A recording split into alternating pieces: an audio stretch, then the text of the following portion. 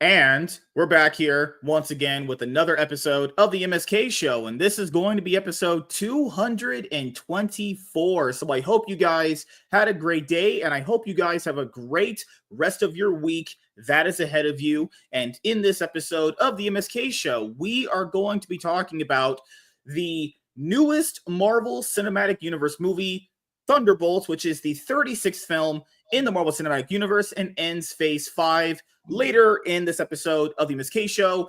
That is going to be our only topic tonight, as we will talk about all the crazy shenanigans that ended up happening for the opening of Thunderbolts' worldwide theatrical release, and Marvel just unveiling what we already thought in our heads, that they are completely desperate. They had no faith in the movie. And despite the positive-ish word of mouth on Thunderbolts with an asterisk there, it turns out doesn't matter anymore because it's finally happened. I'm literally so emphatically smart. My IQ is beyond 200 at this point. What did I even say? And I called it. I said, even if they put out a movie that is positively received by people on more positive than negative, right? Let's say 70-30 for a percentage, right? It didn't matter. Because the previous movies were so unbelievably bad, people just literally don't care to go see it. They'd rather just either watch at home or they would rather just, I don't know, talk about the narratives of the MCU rather than actually watching the movies. But we'll get into that a little bit later. We already did an open spoiler discussion for Thunderbolts, in quotations, as we'll reveal this later in the video, honestly, when we record the video, actually. And this is also what I would say. If you enjoy Fast and Furious, this is kind of that movie for you. They literally pulled all the Fast and Furious tropes from that movie series in this one. You had a character talking about family. He's like the dad. You're like the fucking kid who's rebellious, did some bad shit, lost his way, came back. The guy that they're trying to get into the team because he's also lost his way. This is truly one of the Fast and Furious MCU movies of all time. I love the part where Yelena sat in the middle of the debris and it rotated in a circle with the camera panning, and she was like, "It's Thunderbolts time." No, it didn't happen. But if that did happen, that would have been absolutely amazing. She should have said, she literally should have said, "Oh, we're some kind of Thunderbolts now." It's like they had all the chances to do it, and it would have made sense because there's no difference between this movie and like Fast 5. There really isn't, honestly, if you really think about it, honestly. I argue you probably say Fast 5 is a little bit better anyway. But we'll get into some intros and then talk about some of the great things that happened to us this week, beside me, literally blowing my wife's back out, as we had a lot of sex after the movie was over, as we got home. So I'm glad Bob's believed me. Verbal Riot, he's been gone for a few weeks. He left me like my dad, but he did say he could be kind of like a, I don't know, like a bi-weekly member sometimes when he doesn't have any screenings or any other prior things to do. So undoubtedly, I am his side choice, honestly. Are you saying I'm your side choice when you got nothing else to do, Verbal? Well, it's not that I have nothing to do, but usually when they do these movie screenings, they're always like on a Monday or a Tuesday night. Like they never for the embargo stuff. Yeah, they never do them like later in the week. So like, yeah, that's the only time we can go, really. So how's the week been, man? It's been good, man. Last week was pretty nuts. I think I did like 10 shows last week. Like I was like a guest on 10 different shows, and got to hang out a little bit with Critical Drinker and some of those guys, and just talked about Thunderbolts a lot last week. Yeah. So you hung out with those racist bigots, Nazis? Yeah. Those racist Scotsmen, Oh God. Goodness. No, he's cool. He's had me on the show a few times before. Has a black person ever called you a race traitor? I've been called a lot of things, man. I've been called definitely a race traitor. I've been called obviously like a coon, Uncle Tom, all kind of shit. Just because I call everybody out on their shit, including black people. Yeah, me too. And black people don't like to hear it, but I'm like, hey, you know what? I'm not going to lie to you. You know what I've noticed is like if a black person calls it another black person, they look at you like you're literally Satan, honestly, incarnate. Holy crap. They look at you like they literally look at you guys as if you're fucking like Lucius Morningstar or something. It's like, hey, not my fault black people commit all the crime. And then someone would use the argument, it's like, but people commit crime. No, when a person uses the argument that everyone commits crime, it's literally like saying, oh my God, the ocean is blue. It's like, no shit, Sherlock. Yes, water is fucking blue or light blue or whatever it is. Yeah, water's wet. But why are black people committing more of the crime than other people? That's what you really got to boil down to. It's like that person that thinks they're saying something smart, but it turns out that they're just saying basic shit we all know that's literally self-explanatory. It's like saying fucking hell, like Dr. Pepper tastes sweet. It's like, no shit. Like, got anything else you're going to analyze? Fucking genius. Like, holy crap. I know people don't like Pearl, that white chick, but she did have a banger tweet that came out recently. She was like, I love black people, but why do you guys got to commit all the crime? She's wild, man. No, and look, I recently put out a video, the whole like on the whole Carmelo Anthony thing, right? Like 2 weeks ago, I put a video out, and my whole point was, look, at the end of the day, I think he's guilty. I until you can prove it was self-defense, I mean, you're guilty, man. But my point was like, people that were kind of like race baiting the topic, right? Who were trying to use it to like, basically for engagement. And I was more calling out people who do that more than I was really calling out the crime, because the crime is the crime, and he did it obviously because he confessed to it. But there's just a lot of rhetoric behind it. But when I did that, oh man, I pissed off a lot of black people because they were like, it was self-defense. How do you, how can you sit there and tap dance for the white man knowing that this boy was trying to defend himself? And I'm like, are you kidding me? Oh, I sure do tap dance for white people. Hell yeah. I'm like, where's the proof? Where's the evidence that this was self-defense, right? But when you try to talk logic to emotional black people, adjust your mic a little bit. You're echoing a little bit, just a tiny bit. There you go. Yeah, can you hear me now? Better? Yeah, you're good. Okay. Yeah, when you try to talk logic to like emotional black people, it gets a little rough. Yeah. Dude, literally, I want people to understand when they say this argument of the self-defense law of Texas, you could just look it up. So the self-defense law would apply basically like if you're in fear for your life, like if someone literally has a pretend scenario, like if I had a literal shotgun to your face and then you pulled out your gun in retaliation, you shot me in the stomach and I fell down. Yeah, that is what would be considered self-defense because you are in literal fear that you are going to die. Not hit. And first of all, his is already disingenuous to start off. First of all, he shouldn't have been there at the school. Shouldn't have been under the whole. We do have tents here at our high school because it's in a desert, so it's like outside. It's outside bleachers. So he shouldn't have been in the other school's tent. Why did he have a knife? Apparently, this is some sort of like football captain 4.0. That's already suspect. Why is he at someone else's school, not at the appropriate time, under someone else's tent?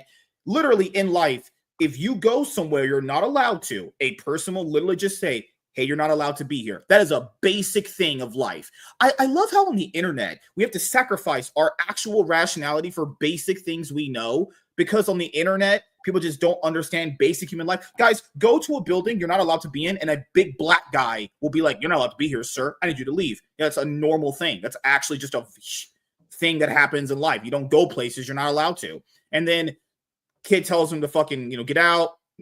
He doesn't listen. They have a scuffle. He gets stabbed. And it's like, I don't care what that other white kid did, honestly. That doesn't automatically means that he should have his life over. Like, what the hell? Like, that's crazy. That's actually insane. Especially since he was unarmed. He was unarmed, and yeah. Like, if the other kid had a weapon, I'd be like, okay, then weapon versus weapon. A little different, yeah. But he didn't. I mean, that's the thing. The extent of what they're saying he pushed him. Isn't that what they're saying? And even that's the extent of it. That's the extent. Maybe he got shoved a little bit and he stabbed someone and it got like. And this is the thing. I don't like saying these things, but sometimes you have to. If anyone thinks that's justifiable, please don't talk to me. I don't need that. You're stupid. You're actually dumb. Like, there's no way someone maybe slightly aggressively shoving someone who's not supposed to be there anyway. Mind you, he was supposed to be there. That means that now that kid has to lose his life. And then the other thing happened where, like, apparently the cops were called and the cops found him and the black kid was like, is this going to be considered self-defense? There's no way that if this person gets off, it's going to be, unless there's some OJ shit, I don't know how this person doesn't go to jail. Because I think people were overblowing the bail situation. someone getting out on bail does not mean they're not going to go to trial. I mean, people got to realize that. But I understand the corrupt optics of it. But just because he got off on bail does not mean that he's not going to go to trial for this. Now, whether or not he gets convicted is a whole nother different story. But that's just what it is, honestly. Yeah, I don't see how he doesn't get convicted, to be honest. I don't either. Like, I mean, unless his defense lawyer knows something we don't, unless there's a video that we haven't seen, then he's guilty, man. Now, the question is, do they try him as an adult or do they try him right? as a teen? I mean, I don't know how that applies in Texas. I mean, ours is different. In our state, for most cities, and you know this too, because you're in here in California, I'm pretty sure it's 18 to be tried as an adult. Most here in California. I don't know how that applies in Texas. Well, because you are an adult then, but sometimes they'll take a teen case, like, you know, if you're still in high school, yeah, something like that, right? Like if it's an extreme situation, they'll try a teenager as an adult. Yeah, it's true. Because like you said, I don't know how that works in Texas. So yeah, here, even if you're tried as an adult, if you're still in school, they can get you off as like being tried as a minor, but that's only literally if you're still actively in school. Because you know how you turn 18 the year you graduate and shit like that. So I hope not. I hope they can just throw that kid away. Give him lethal injection. Fuck that guy. Like, let's just like get rid of this kid. Like, why does he get to breathe life anymore? But speaking of shitting on black people, as I normally always do, because I love doing it. It's literally just a pastime of mine, just shitting on African Americans who are just trash. Jasmine Crockett, yeah, throw her away. Just you can throw her away. Fucking weave wearing losers. Gray, how you doing, man? I know you didn't marry a black girl. Not yet, but yeah, I hope they convict MSK someday, real soon. God. Well, we know you didn't marry a black woman because you have more brains than that, and you don't want a LaQuisha around you, one that always says N-words ain't shit and not feminine at all. They don't understand male authority. They act like a man. But yeah, did you go see a lot of movies this past weekend? Yeah, saw a few. The aforementioned Thunderbolts, that Alec Baldwin murder pick. You saw Rust? I did. Wow. It's interesting. Not sure it's worth it, but yeah, I like that more than Thunderbolts. And then there was one other thing, but I'm forgetting it. But yeah, not a bad weekend. I didn't even know that was out this weekend. I might have found it somewhere, but yeah, it's interesting. It's crazy because that dropped when literally basically no one would care. Like I saw one media outlet reporting it was getting released, but it was like I wasn't interested in general, honestly. The only thing that made that movie controversial was, you know, the whole shooting on the set, honestly. And it's like, you always got to factor in, why is there a real gun?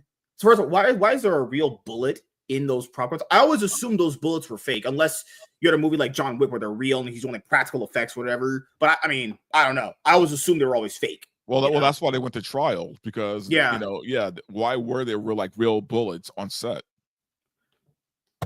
Well, Bob loves movies. He's here to obviously be my lawyer, just in case I ever get in trouble, honestly. You know? So well, I'm failing miserably at that. You'll definitely get me off on a misdemeanor, actually. You know, the slap on the wrist. I gotta pay some tickets, honestly.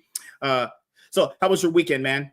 It was busy. I worked all weekend, but did go see Thunderbolts on Thursday, and I actually enjoyed it. I'm not saying it was great, but I thought it was better than a lot of what came out in Phase 4 and Phase 5. But I mean, that's a pretty low bar there. So yeah, like I liked it better on the second watch I did more than the first, because the first time I watched it, I was like, oh, this ain't it, man. But yeah, you caught some very big heat for your tweet, I remember. But I went back and I watched it again, and there's some things I liked. I mean, that stood out. Obviously, John Walker, I thought, was the standout of the movie. He was my favorite best character they've introduced since Phase 4.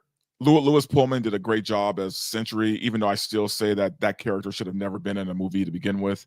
Thank God it wasn't Stephen Young. Remember, it was originally supposed to be Stephen Young, and thank God that didn't happen. He's way too powerful for a team like that. I mean, there's really nothing you could do from a writing standpoint other than what they did, which was give him a big group hug and then movie's over, you know? Oh, Will Screedy, what's up, man? What's up, buddy? How you doing, Charles? Oh yeah, I forgot the whole Crow situation. Yeah, I forget about that one too.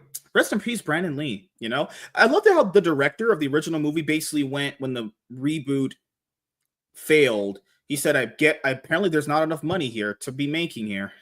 Something along the lines like that. It's actually just Sweet chef's kiss, mic drop. But no, and I told people this. I told people this in my review too. The reason why I called this a Fast and Furious movie is because it literally is. If you've watched a Fast and Furious movie, that's what this is. Everything from Fast and Furious is this. Now, I will say the reason why that's a good thing is because those movies are often considered just like dumb fun. They're just dumb, enjoyable. You don't think too much about them. They're just kind of popcorn movies. Now, if the MCU wants to just do popcorn movies like that, where the story is pretty linear or no story at all, I'll be honest, that's a good thing because you need to build that credit for, because remember the original thing about the MCU was, oh, these are just kind of fun movies. You need to build that fun aspect back into it. You want to make a bunch of popcorn flicks?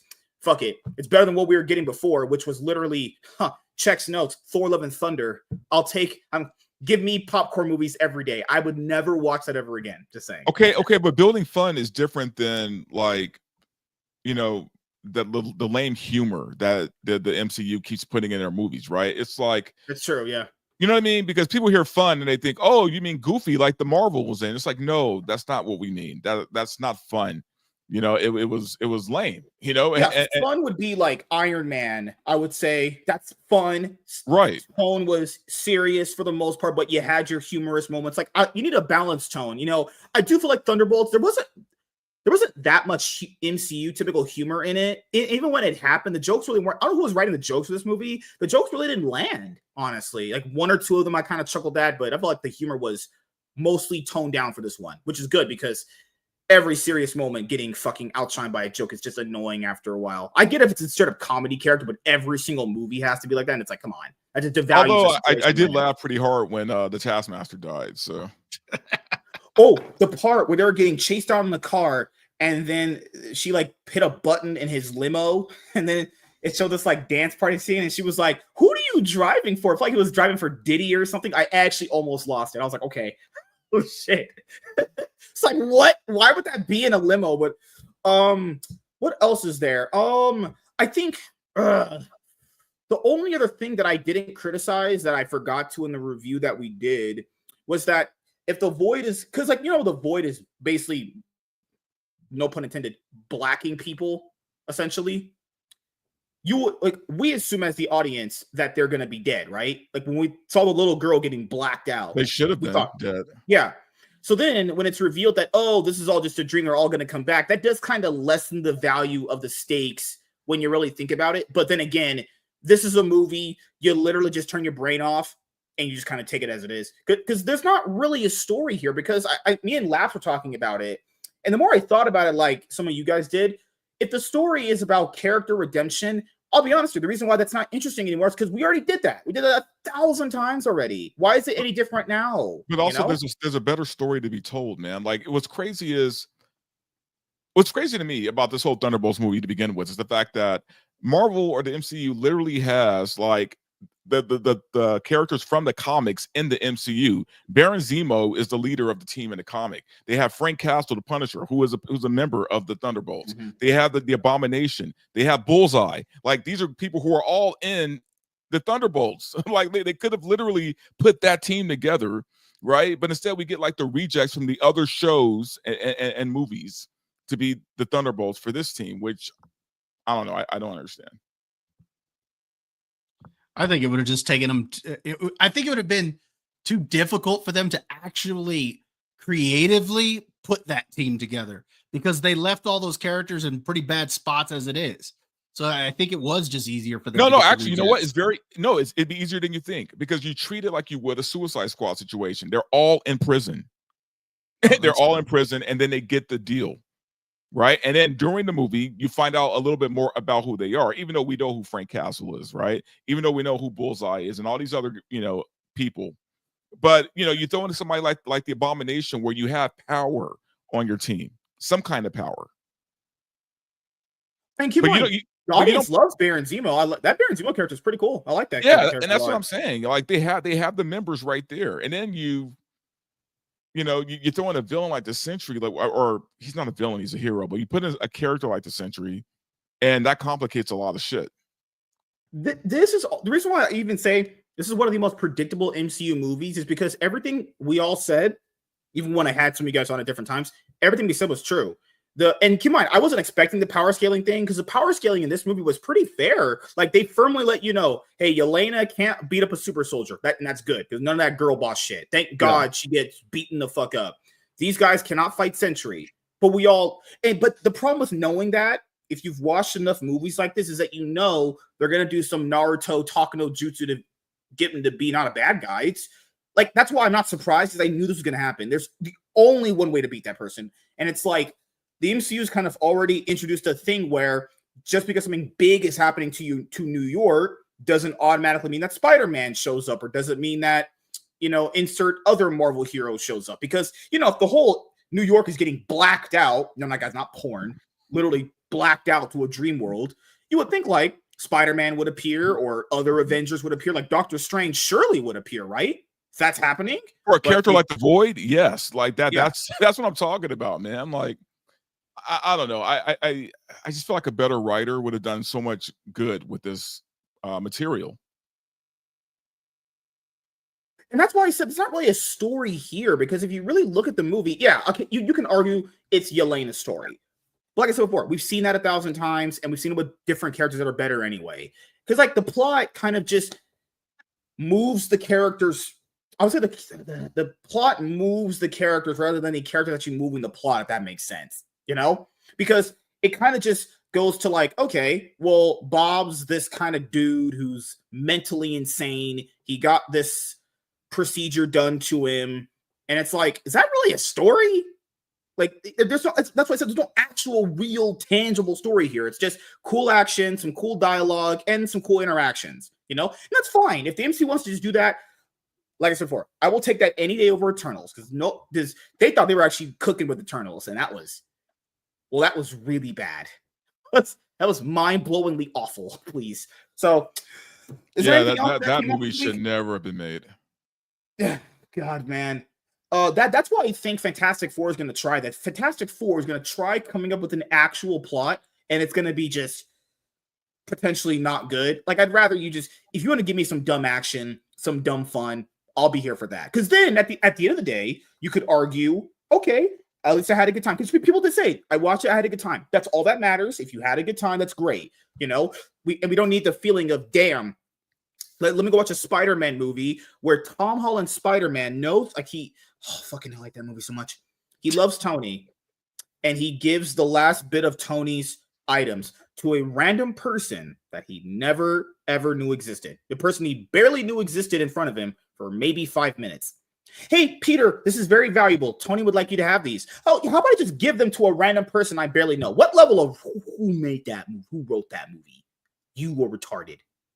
That's crazy. That's insane. He's not like that stupid. Like he's literally before that scene seeing a picture of like one of those billboards of Iron Man, and he was about to cry. And this they writers made him give away something that Tony wanted him to have. They don't even value the characters having interaction. It felt like that's when I knew the MCU was going to go downhill and writing even worse, because there are other weirdly badly written movies before, but that one in particular is like, it's just, first of all, Far From Home was just a copy of Homecoming. It has no actual tangible fighting scenes. The plot there is nothing. There's no plot there. All you have is just. I thought they did a decent job with Mysterio, but that's it. That's really him. Yeah, because then you get the whole bait and switch of like, oh, it's the multiverse, and it's like, okay, then that's thrown away because they don't like explain it anymore. Nick Fury's not there. It's a scroll. Then again, did he do any like actual Peter? Because he wanted to give up being Spider-Man, and it's like, okay, we already had that in Spider-Man 2, and that was done way better in a much more better movie in general. And it's like, what are we doing here? That's why I don't know what they were doing at Far From Home. That must have been like scramble some shit together. Well, that whole trope of the hero wanting to give up being the hero thing is kind of old and done now. I think that was kind of the biggest issue people had with Daredevil, right? Born Again, because again, it was another story about a hero giving up his heroism, giving up the costume. It's just, I think we're just tired of it. Also, like in The Flash, I like that show a lot, but when you have several seasons of the guy not being fast enough, not strong enough, loses his powers, gets them back, not strong not strong / fast enough. Gets and then his whole family getting powers and shit. Yeah, yeah. Everyone has a family now. Bat family, Flash family, Shazam family. It's like Jesus Christ, DC. Holy fuck! Everybody on that team ended up with power somehow. Then what other really badly? Doctor Strange 2. Like it's called Multiverse. It's called Multiverse of Madness. They don't really go to a bunch of multiverses or enough planets, and it's like get the Illuminati. Reed Richards is supposed to be the smartest guy in the Marvel universe, arguably like top 5 smartest characters. He knows how powerful that character is because they said they had one in their universe, or they would have one there, and it's like he would get in front of her just to get ripped apart. This is the smartest character they have. Like this is madness. This is madness we're looking at. Then not only that, he gives away Black Bolt's power. It's like Reed Richards. This is like the dumbest Reed Richards I've ever seen in my life. Then what would maybe just say fuck the movie was people know how strong the other smartest character in the MCU is there, right? Or sorry, Marvel, Professor X. He's there. Somehow Scarlet Witch can enter Professor X's mind when checks notes. His power is his mind. The only way for Magneto to stop Professor X from entering his mind is having that helmet on. And where Scarlet Witch can just get inside the biggest, most powerful telepath in Marvel. And then she gets him to kill himself. She's always been written pretty powerful like that, though. I mean, but you would think like Professor X would be able to knock her out if that's his power, is his mind. You know, you're thinking like, there's no way. And then she convinced him to kill himself. I was like, just forfeit movie. We can just write this off. This is trash. The Black Bolt scene was cool. I'll give it. The Black Bolt scene was pretty cool, where she said like what mouth and killed him. I don't really care for Black Bolt all that much, but like that was kind of cool. But like when she got into his mind and she made him kill himself, I was like, this is so stupid. What in the fuck did we just watch? And what's even crazier is like they got Sam Raimi to direct the film, man. Like they got the master to come direct a Doctor Strange movie, and they wouldn't let him go full Raimi. Like they put handcuffs on Sam Raimi and said, you can only do this. I mean, you get glimpses of it. Like the mirror thing is pretty cool, but yeah, I wish they let him go full Raimi. But apparently, like before Raimi, the script was even done, Evil Dead Raimi, like just let him go off. You know, I know it would have been so amazing, and I think that is the version that could have worked for it, the kind of magic side as opposed to the superhero. But I don't know. It just sucks because I guess they were building sets before the script was even done. So it's like, I don't know how you're supposed to work in that system. Yeah, they had Scott Derrickson. Scott Derrickson was supposed to be the director. He left midway due to creative differences from what we know. We've never found out what those actual differences were. That doesn't surprise me. And then he went on to direct The Black Phone, which was good. I did watch that. I had a good time with that one. And it's like, after seeing The Black Phone, you kind of knew what he wanted to do, and there's no way Marvel would ever allow him to do that.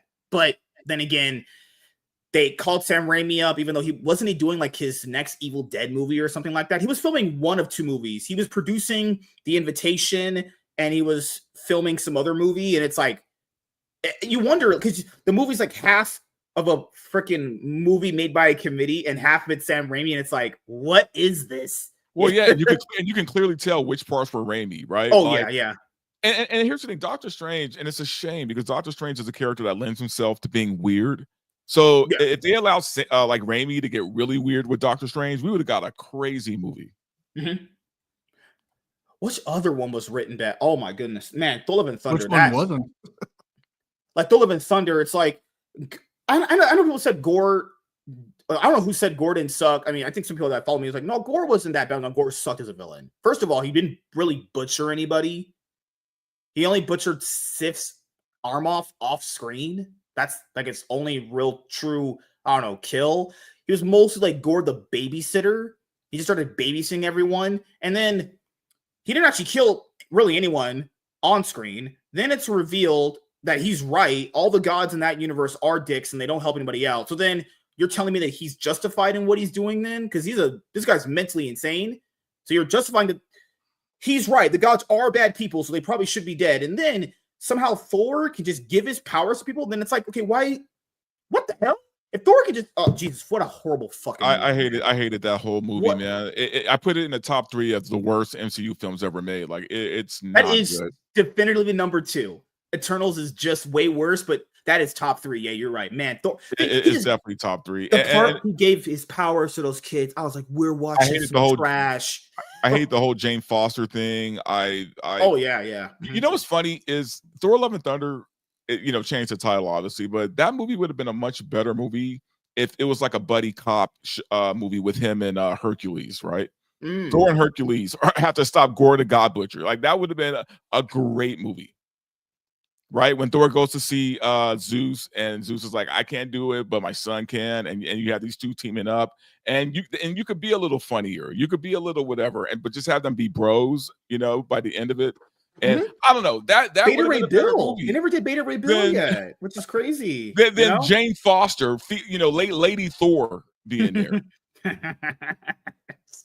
Oh God, it's one of those things where I'm sitting there thinking to myself, why did we get many MCU movies where it's revealed like within the second act that the villain is either right in what they're doing, that technically would not be right, but from the plot it makes them sound like they're not bad guys, or you're thinking to yourself, how is this ever? First of all, if Thor himself could just go up and give the kids powers to finish Gore off, it's like, why were we ever in danger if he could just give them powers, why were we ever fearful that the kids were in danger though?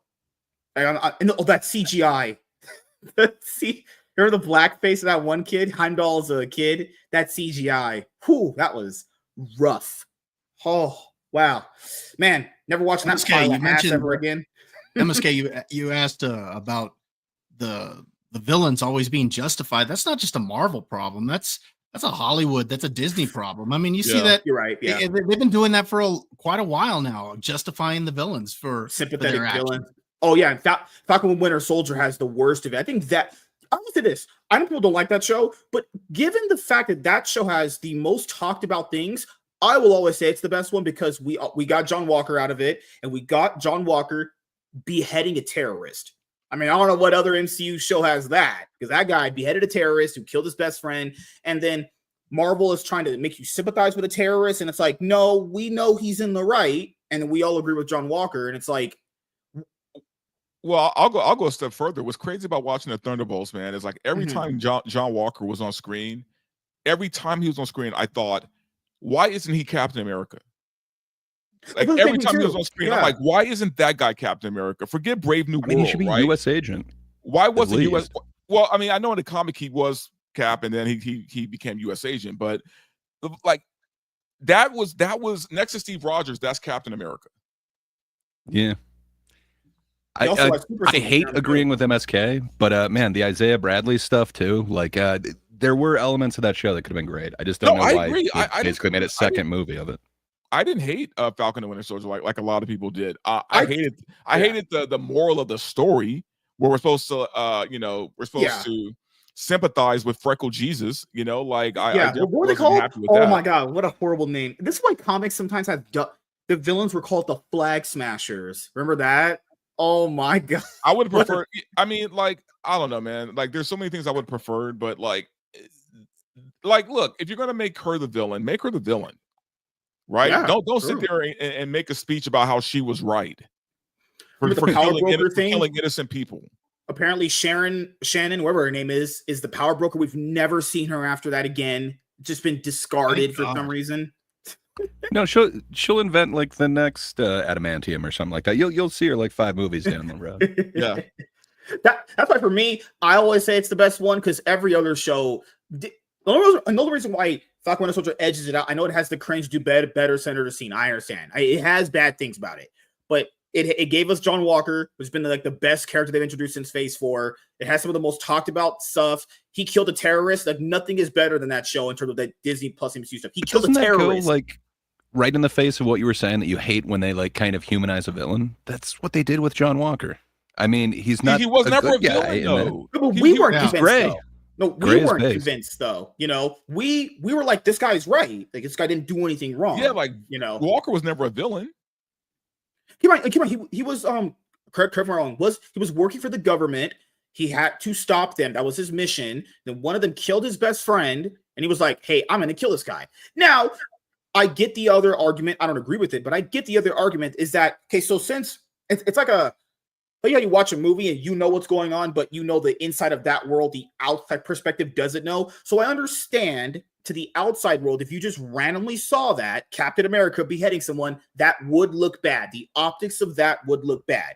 But since this is a movie and we saw what happened, most of us agree with John Walker. If anybody killed his, and keep in mind, don't forget this, that super soldier guy took a giant stone bench, threw it at him. If he had been a regular human, that guy's dead. That guy is on the ground. People keep saying that, that he was unarmed. I'm like, he's a suit. He had the serum in him. He wasn't unarmed. Stronger than like every human. Like you'd be stronger than almost every human you'd face. Insert maybe The Rock. That's not being unarmed. That's you know what I mean? Yeah, it's like one of those things where he didn't stop until Walker threw the shield in the back of his neck and knocked him out, got him on the ground. He threw a giant stone bench at him.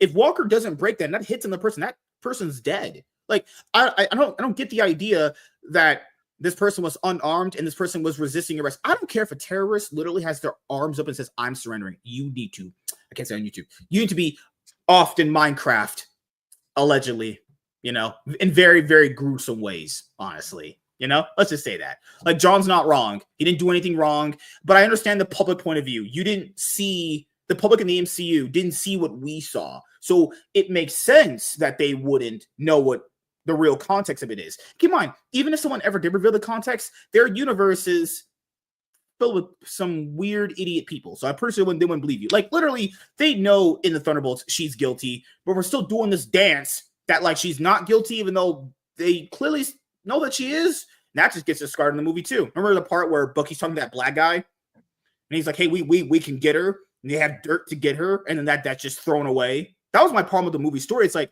things get established and they're just thrown away because, we got to get the action in there. We got to get the dialogue. So, I just wish that the team was a little bit more like the comic where, everybody there has their own individual powers or abilities, and it separates them from each other. Where in this movie, we had 3 super soldiers, like 2 assassins, and then we had 1 chick who could vibrate through things. So. Oh, you guys ready for a banger video? I'm ready. I'm almost done. I'm setting up right now. I know Grace here looking for this. I was watching Amaranth videos on X because am I the only one who doesn't think she's that hot? I mean, would if you were at a bar one night and you went home with her, would you smash? Okay, so here's my problem. I guess because I live in LA. Like, she looks like every other girl I see just walking down. We're all built the same, yeah. Like, there's nothing special about Amaranth to me. It's like I think there's way hotter Twitch girls for sure, but I think Sabrina Carpenter looks better. She's hot. I consider her hot as hell. Damn, I would do all kinds of black guy things to her. Holy fuck! Damn, she would get blacked, in my opinion. Yeah. She's hot. Give me one sec. We're gonna bring up the Rob Liefeld thing. And then we're going to bring up the other thing that I have. We'll talk about the Star Wars thing after this because people were like, I hate when people do that thing. They do the thing where they know the actual message, but then they have to make sure they say the other nerd thing to undermine the message. This is why, I'll be honest here, I'm the Chad. I'm the top G. This is why a bunch of nerds don't get girls. This is why a bunch of nerds are losers. And you guys need to understand life. Just because you could say the nerdiest thing does not mean it's the right timing of it. So, like, we'll get into that later on, but let's give a little tidbit here. The post was to imply the left was the empire, and we need to fight back against them to destroy them. Pretty simple logic, right? They want Looney Tunes. They want men and women's bathrooms. They want to fucking have schools teaching a bunch of nasty, weird shit to kids. We're all against that. Pretty sound, reasonable things. Like, all pretty cool stuff, And then idiot nerds went, you know what, buddy? The color of that lightsaber is from the Sith. What does that have to do with anything? That means who gives a fuck, honestly? Literally, you knew what the message was. Stop being a stupid nerd. This is why you're a loser. This is why you fucking have no dick. I mean, it does mean that his kyber crystal has been bled, though. I mean, extra points for the eagle in the backpack, a la, Yoda on his back. Some Dagobah training. But why nerds don't win, man. Everyone knew what the message was, but they had to do the nerdy thing of, but that red lightsaber, that means you're secretly a Sith. They did the well, actually. It's like, what? Who cares if the sword is? I like the red lightsaber more. I personally red's my favorite color. I would like the red lightsaber more. I'll obviously be a Sith Lord because I hate all you people. I'd murk y'all in the Force. Oh, I would definitely be a Sith. There's no way I could be a Jedi. I would be just. What is wrong? I'd be the biggest. I'd be like the pot smoking Sith, man. Like, you know what I mean? Lightsaber in one hand, bong in the other. Like, imagine that. Let's do this. That's why I literally didn't interact with that post. I'm like, I'm not interacting with a bunch of stupid, dumb nerds who don't get laid. Oh, yeah, the lightsaber is red. That must mean they're secretly the Sith. No. What? Did you not read what we all read? God, fuck. Star Wars people. This is why you were always nerds and you were never liked, because you're that socially inept. Holy fuck. Oh, sorry. Tell me how you really feel, guys. Bob, how you feel, man? I thought the image looked cool. I didn't really care. I mean, I gave up caring about Star Wars a long time ago anyway, so. Yeah, I said my goodbyes to Star Wars years ago, man. Technically, I didn't grow up with it. I watched the movies, lockdown period, and Star Wars. I gave up when Obi-Wan. So I gave up in Obi-Wan. I was like, this is where what's that meme of Hayden Christensen saying this is where the fun comes to end? Yeah. After Obi-Wan, I was like, you know what? It's been a fun ride, Star Wars. Because Obi-Wan broke the lore, basically. It messed up the lore completely. It messed up everything we know about A New Hope. Yeah. And it was just plain cheesy, like the hiding under a trench coat. Oh, that was the worst scene ever filmed in Star Wars. For the little Leia. I don't know. Them trying to catch Leia was pretty bad too. So. Oh, that was a bad scene, dude. That was something out of Looney Tunes, man. Where she's in a jacket with him, like, I'm like, what the fuck is this? What are we doing here? Oh God, man. I hate that show. That show is so trash. I don't know what was worse, that show or Boba Fett. I don't know what. No, Obi-Wan was worse because I actually had some decent expectations for Obi-Wan. You had Ewan McGregor back. You had Hayden Christensen back. I mean, that show should have easily been a character study of those two characters, and instead they turned it into absolute garbage. I was so disappointed in that show that I was done after that. That one hurt, actually. Like, I think the Obi-Wan show hurt. Like, it was like, because you know what, they played us, right? They played on our emotions. They played over our love for the prequels. They preyed on all of that, man. Knowing they were going to screw us. Yeah, they knew that. Yeah. Well, and with the Book of Boba Fett, at least they did fan service, I guess. I don't know. I never needed Boba Fett riding a Rancor, but I would take that over, again, the trench coat scene. It's like, really? You're going that way? Oh, no, but Boba Fett had the Power Rangers, man, and that was weird. Oh, that was bad. Oh, yeah, the infamous Power Ranger. Boba Fett lost me the moment he came out and said, "I'm going to rule with respect." As soon as he said that, I was like, "Okay." Yeah, that was. I lost. I was already done after episode 3 or something like that. It was the Power Ranger motorbike. I love Power Rangers. Yeah, that's where I was like, I'm done. Power Rangers motor racing scenes are way better than that. And those and then in the show, I've never seen a TV show do this. Correct me if I'm wrong, but just from my own personal watching of TV, beside porn, obviously, I'm a professional. I've never seen a TV show take the main lead out and then make him cameo in his own show. They knew Boba Fett that stunk. Was crazy. That was right. Wild. Remember that? They took Boba Fett out, if you guys remember, put in the Mandalorian for 2 episodes because he was the more popular, liked character at the time. So they marketed the show to us, then took the main character out. They made him cameo in his own show and gave you 2 episodes basically of a different show because they knew people didn't like Boba Fett. The ratings were absolutely terrible. And then the show came back with crazy. Boba Fett spends the whole season building up this empire to his own home place, and it's huge and everything. Why does he not corral people to fight towards his big giant base? Why is he fighting with his allies in an open street when he knows he has this giant base that he could just go to, checks notes, i.e. his home? What? Yeah, I don't know, man. Like, everything about that show was just, and what's ironic and kind of crazy is originally The Mandalorian was supposed to be Boba Fett the series. Right. Same here. And they didn't want to pay Lucas. I don't know. There was something about using Boba Fett, so they created Din Djarin so that they didn't have to pay anybody anything. Isn't that happens in comics with Disney and Marvel? the Hawkeye actor for oh my goodness, Jeremy Renner. Him saying he would have come back for a season 2, but they were offering less money. Yeah, offer the I hate these people. Offer the namesake of the show less money. Yeah, that's crazy. That's actually insane. They go like off, the show was named after me, and you're trying to pay me less. Like, yeah, that's no, man, we got to pay those executives. They're worth way more, man. We got to get their bonuses. Well, hey, he is one of the old Avengers, you know, like we don't need the that OG. anymore. Yeah. And you know what? Props to him, man, for standing up for his paycheck, man. A lot of people wouldn't have done it. They would have still taken the pay cut, you know, and then complain years later saying that I would have did it, but you know, the Lamborghinis don't pay for themselves, you know. It's like, okay, as you cry with your money and your tears. Well, I think it was a better choice for him to stand up for himself. I mean, he's got better opportunities elsewhere. I just recently started watching Mayor of Kingstown.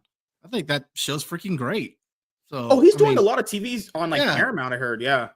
So it's not like he didn't have better opportunities out there. He did not do that, and that's why he can afford to tell them to fuck themselves, basically. Yeah, because that's why you usually see some of these MCU actors come back and says the phone isn't ringing. He definitely has shown that he can get jobs outside of what they're doing right now. Like if they want to do Hawkeye with Haley Steinfeld, I mean, I think she's really gorgeous. Which I heard they are going to do. They're moving forward with her. Really? That would be the second MCU show. No, the third one, unless you count What If, to have a second season, right? Because Loki had a second season. Man, I didn't see any of What If's second season. I was done with season 1. That was it wasn't great. It wasn't great. It had some of the best episodes and it had some of the worst ones. That Doctor Strange one was really good, and they had the mystery one that was pretty good. Like that was like 2 episodes out of 9. So yeah, you're right. Yeah. F. God, that's bad. And I didn't even watch season 3, so I don't know. I checked out season 1. I was like, man, this animation is just ugly. This is actually terrible. The whole like do better, Marvel literally do better with that. That is horrible. Who are you paying? They're paying some fucking Philippines and like some fucking lady boys in the Philippines, like 2 pennies an hour. That didn't get you in? Come on, representation, man. I'm not into lady boys. I like vagina. I like women. I like sleeping with hot ladies, sir. Supposedly the in season 3 of What If there's a whole episode with one of the characters from what was that horrible movie, that horrible MCU film? Which one? I know the one with the Eternals. Like there's a whole episode with one of the characters from the Eternals. Oh, Icarus? Huh. No, not even that one. The Indian guy. Oh fuck! Isn't it Fausto? Yeah, I forgot his name in the movie, but it's the one where he's like, it's a "Thank You, Come Again" guy. Oh, the one who disappeared in the final fight. Yeah, the one that just vanished, that just left. He left the movie in the 3rd act. So screw this, I'm out of here. That was crazy. He just literally walked off the film.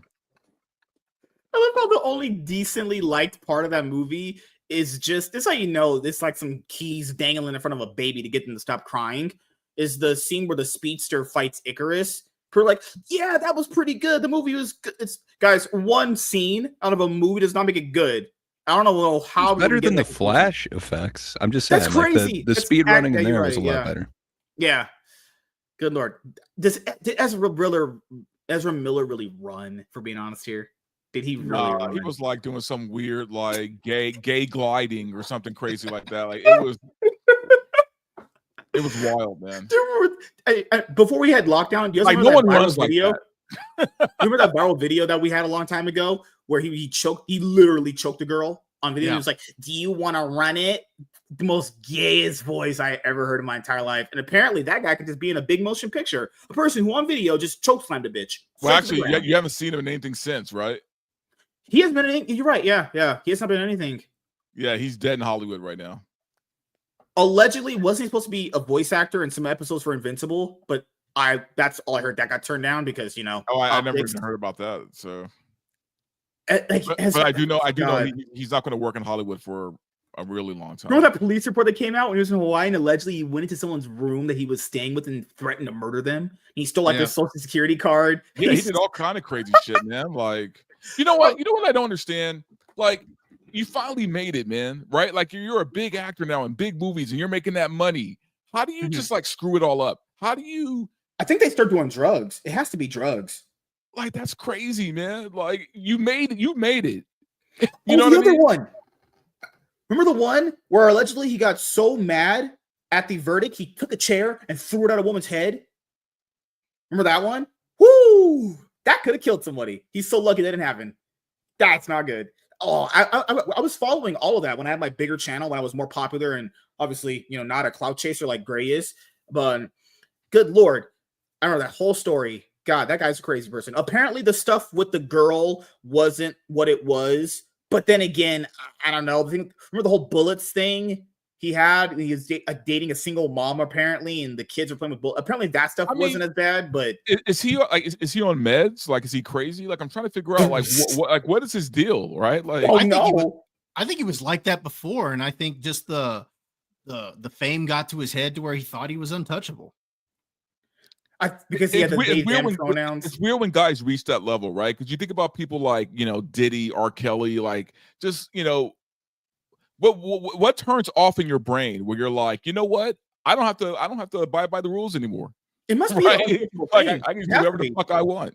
It has to be the idea that if I identify with pronouns in my bio and I act this effeminate gay way, that everyone will just forsake all line of reasoning just to protect me. It has to be. What other thing could it be? They would think like, okay, we have to protect our own. But then again, it's like, Actually, you know what though? That's a good point though. That's a good point because there is a lot of grace given to people with a rainbow in their profile. So I can't believe this man had the nerve, guys. In the report, the police wrote he stole someone's SSI card. You cannot do that. That is actually a felony. You can go to jail for a very long time doing that. You literally cannot do that. That's not even. Don't get me wrong, man. I've seen some shit in Hollywood. Like I've seen actors do crazy shit, and what happens is normally it gets covered up. They have people who take care of it for them. There's hush money.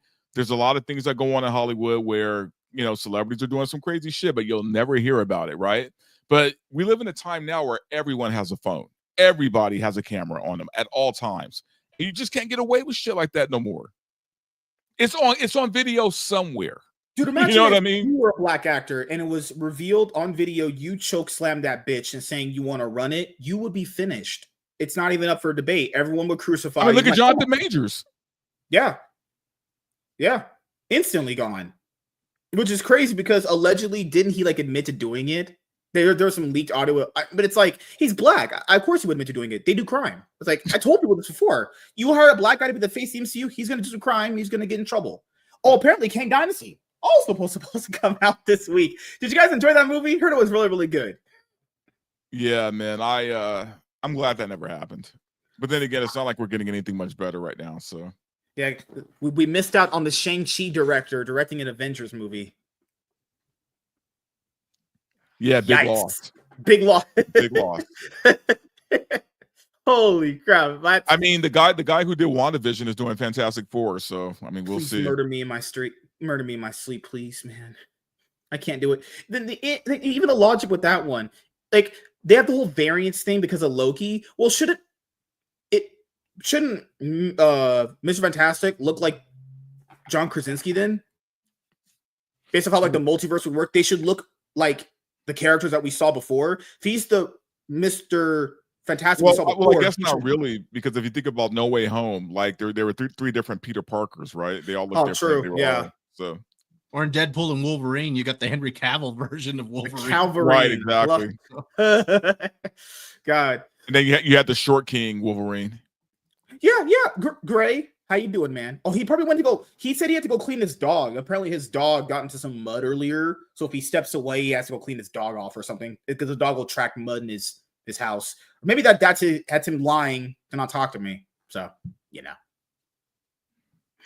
that's how it goes, honestly. But we're gonna start the banger portion of the show here right now. I have everything ready. It's good because Verbal Riot's here. He can provide some great insight into this because he knows Hollywood directors and producers. He's got ties to all these companies to give us free screenings so we can be invited out to the red carpet of the next MCU movie premiere.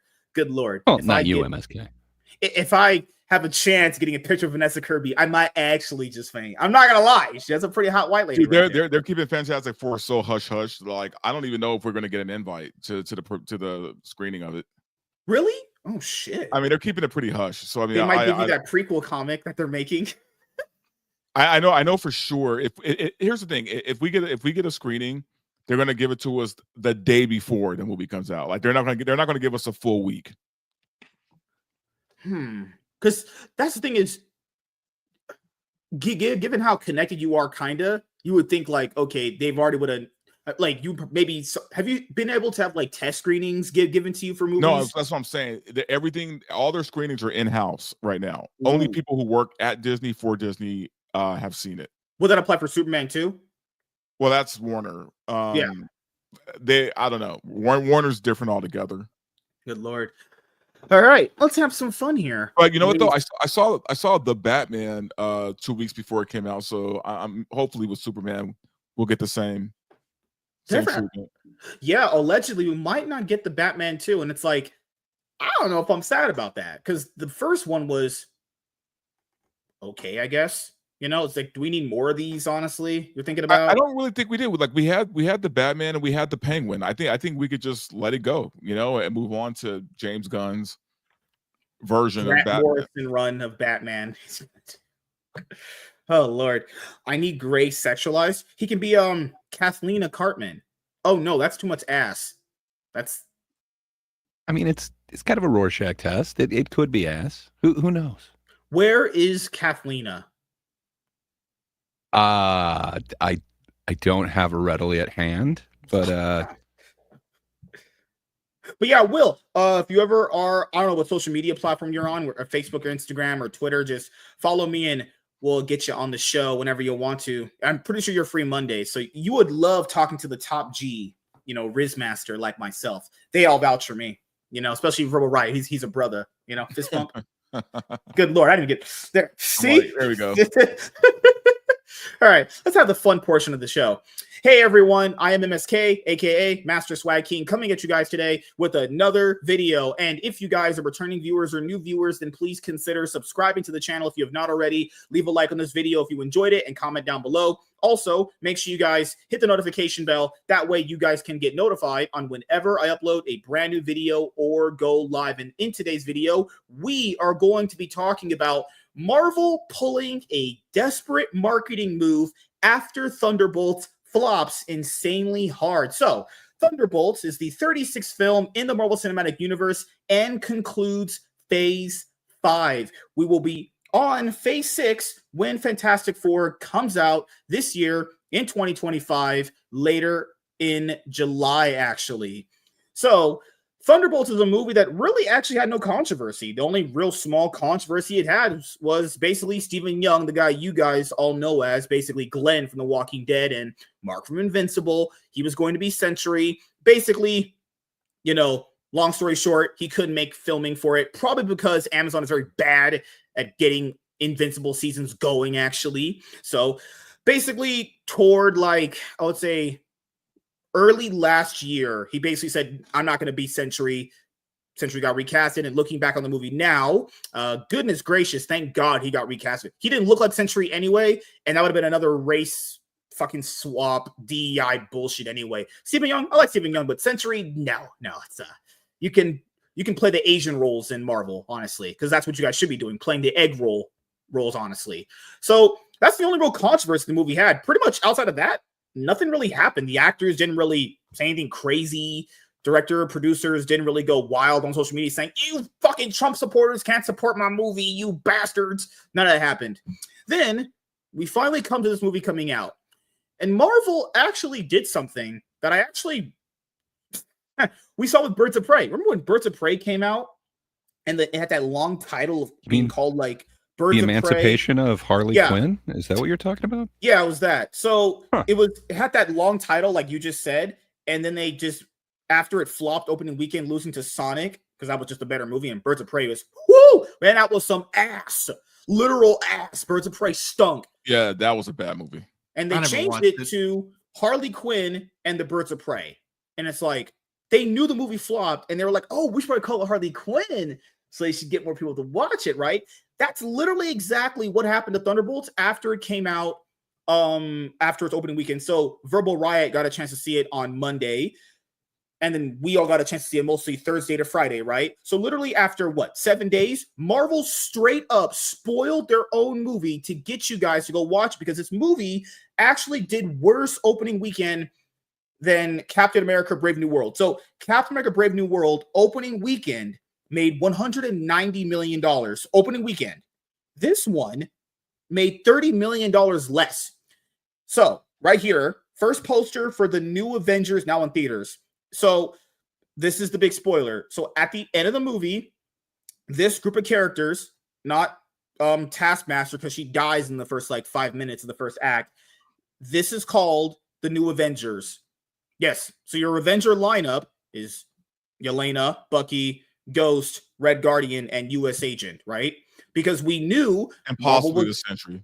True. And to be fair, Sentry is a part of the new Avengers group in the comic books anyway. If you just look up New Avengers Epic Collection, Sentry is on the cover of that. So should have probably put 2 and 2 together before. And we all said this here before when I had a lot of these guys on for one-on-ones or the MSK shows. We knew the MCU was desperate. And going into Avengers Doomsday, a lot of us didn't even know. We were questioning, who are the actual Avengers? Because we're going to have an Avengers movie with no Avengers, because we don't know who the fuck they were. And then at the end of the movie, because this is the problem that it has, because this movie's ultimately just a popcorn movie, because you got to turn your brain off, because if you turn your brain on, then your brain starts looking at it differently. So the movie essentially makes them the Avengers, and it's like, isn't that supposed to be something special? That's supposed to mean something, you know? Unless they do something crazy, like at the beginning of Doomsday, this new team dies. I'm saying for sure Ghost died. I'm calling that right now. I wouldn't be surprised if they have 2 different lineups, because didn't they say in the end credit scene that Sam Wilson was reforming the Avengers? So maybe when we get to Doomsday, they're already going to have a second lineup. Yeah, and you're going to have traditional Avengers. Sorry, I didn't mean to speak over. You're also going to have young Avengers. They've been working up to it, like with Kate Bishop and all those ones. So you're going to have 3 different Avengers teams, possibly. Good Lord, Marvel. That's what it seems like. And we so MSK, you're saying that because it didn't make as much as Captain America, which is like a known comic, IP, that Thunderbolts, which has never been out before, it's supposed to somehow surpass that. Like, this is the thing. Still 162 worldwide, so it's like 18 under its budget. So I would go over that right now. So this is them not having faith that the movie ticket sales for this movie would go up based off its opening weekend, because it did $30 million less opening weekend worldwide than Captain America, which should be expected because people just don't know who the Thunderbolts are, which is what you said, which makes perfect sense. But this right here shows that they had no faith in this movie, because they immediately after 7 days changed the title, because they think putting that there is going to mean the ticket sales for it boost up. Now, could it do it? I don't know. It didn't happen for Harley. It didn't happen for Harley Quinn. But to be fair, a week after that, the whole Chinese Wuhan virus came in, so we don't really know what it would have did. But I don't know if this title that they changed it to is going to be enough to push this movie into getting more box office sales, because we have to go over the movie's budget. Isn't it guaranteed to, though? Like, so now that they're calling it New Avengers, I think the second weekends, even if it's not as high as the first one, that already puts them in the black, right? Like, also depends on the week. They're saying the budget on this is 180. Yes. So, and as I always say here, it always depends on week 2. Week 2, whatever drop it has could either basically break the movie or make the movie, because if your week 2 drop isn't that bad, I mean, most movies are never going to have the week 2 drop that Sinners had. Sinners had the lowest weekend drop ever, right? They said 6%. That's fucking insane. It's actually it was actually adjusted to 5. They overestimated. That's crazy. So if this movie has, so MCU movies typically have like isn't a typical number like 52 to 65? Depending on the range of that number, either the ticket sales go up or they just kind of stagnate. And keep in mind, this is going to have a budget on it. So people were debating on the budget like they always do. And then not what basically what Rob Liefeld said, but Variety had this in there. And this is something that people need to understand when we talk about movie math with people. Okay, so Thunderbolts as a movie cost $180 million to make. Then, because big blockbuster tentpoles usually have about a $60 to $100 million for marketing campaign, that counts with the budget. And people would say, why? I'll explain it to you. This is your marketing budget to make this movie and advertise it to other people so they can potentially know that it's coming out. The reason why the marketing budget is included is because it pushes the movie to make it shown more to you as far as like advertisements. You see like the whole TV spots and everything. That's why when someone says the movie needs to make its budget back plus marketing, that is included within the budget. I'm not saying you guys don't know that. You guys know that. I'm just telling it for people that, don't understand it. So this movie's actual price that it carries is $280 million. So if your movie is $280 million, the break-even point is somewhere around probably $600 million if we're bringing just completely lowballing it. For this movie to be even close to profitable, it would probably have to take in, I don't know, fucking hell, $800 million, something like that. Just something like that, right? Then the other thing idiots like this didn't understand is because there's another thing that they don't tell you, which we've explained before. Theaters do not allow you to put your movies in their fucking businesses for free. They take a good, 47%, 50%, depending on what the theater is. So if you break even and you hit $700 million, you don't actually get $700 million. You have to minus your 45% out of that from all the damn theaters. So that's why these movies have to make a lot of money. There's no ifs, ands, ors, or buts. You have to make money. And you have to make enough money to cover the marketing, and you have to make enough money to cover that theater cut that they're going to get, So if this movie doesn't make you big bucks, it's a loss. I'm sorry. And keep in mind, as someone pointed out in the chat, we're doing this video live, the number does fluctuate. That is agreed. I understand that. That's just giving a general round point of view for people to understand, right? People think, oh, I have $180 million. If I make $200 million, then I made profit. No, that's literally not. Marvel did not drop $280 on this movie just to make $300 back on it. That's ridiculous. And that's what I just told you guys. The theaters take their cut, so it's $380 million. Debatably, if they needed that to break even, minus that, that's what you would get. See the problem there? So we got this right here. So the marketing budget apparently is $100 million, and after that, we're going to go into this. But did anyone want to say anything before we go? Honestly. Anything that we miss potentially? Good. All right. Good. Also, if we're looking at Thunderbolts, people also need to consider what we thought going in. No one's going to know who the fuck these guys are. This is why I always said, if you keep doing movies about characters nobody fucking knows about, then this is what the result you get. You get random fluctuating results. Either if the word of mouth is so damn good, numbers high. If the word of mouth is either or with this one, it's going to be an either or number. That's why you should probably do movies based off checks notes on crazy characters you actually know, and then you would make money. But what do I know? I'm just a hot, rich, good-looking black guy, Right, Riot? Well, they're expecting the audience to do homework, right? That's the problem. they're expecting the audience to go dig up the shows, get to know who these characters are through the shows, through the other movies. They expect you to do homework before you watch an actual movie. And I think that's the problem. The average person really, it happens with every blockbuster.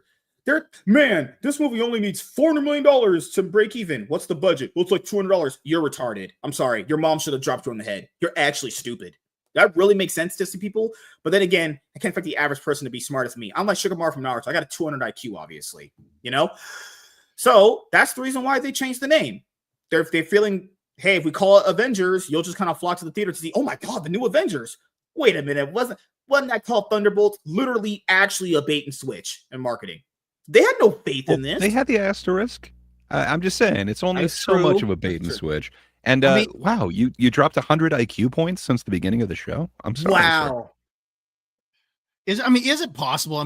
I don't think it's the case, but is it possible that they always intended after the first week to just change it to the new Avengers? That's what they would. What's crazy? If this number was way bigger, I guarantee you they wouldn't change it. But I could be wrong. You're right. It could have always been the intention, but they could always go we were always planning to change the name. I don't know. I'm a conspiracy theorist. Well, like and here's the thing: by them changing the name or whatever, it doesn't necessarily spoil the film. Like, you still don't know how the film ends. You just know that they're called the New Avengers now. You know what I mean? Yes. And I will say this, I went out and saw this movie and I told people this. I'm not saying it's a bad movie. I think if you like Fast and Furious or Transformer films or crazy popcorn movies, I think this is the most popcorn movie in the MCU. Very Fast and Furious related, in my opinion. You'll have a good time with it. It's not actually a bad movie at all. It's fine. It's better than what they released previously. Not saying it's a high bar. Then again, it's a very fun time. I think you won't hate your time watching it. The issue really is, do you want to go and spend the money on this, or you want to just wait for streaming? I don't know. But if you did go and watch it, I'm not saying you have a bad time. That's what I'm saying. Also, I went and watched this with my wife. We had a great time. Oh, really? Did you take her boyfriend too? I took her boyfriend. She was blowing me during the movies. I was paying attention a lot to the plot, obviously, because the plot's not here. There's no plot here, really, honestly. Then after the movie's over, I blew her back out. That's pretty much it. So I got laid when I went to the movie theater, and I got laid coming home. So that's kind of how it worked. Florence Pugh is really attractive. Man, good Lord. If she's ever looking for some black guys. I think she can do better. Wow. So, not that I want to actually engage you on part of this, but how is this the Fast and Furious franchise at all? There's no flexing out of casts. There was one car chase, and it involved 60 miles an hour tops. Red Guardian talking about family. Okay, so there is a mention of family. So is every movie that has family in it? Is that? Also, we have the big guy trying to destroy everything. The whole city's in trouble. Then, also mentioned, you have the car chasing.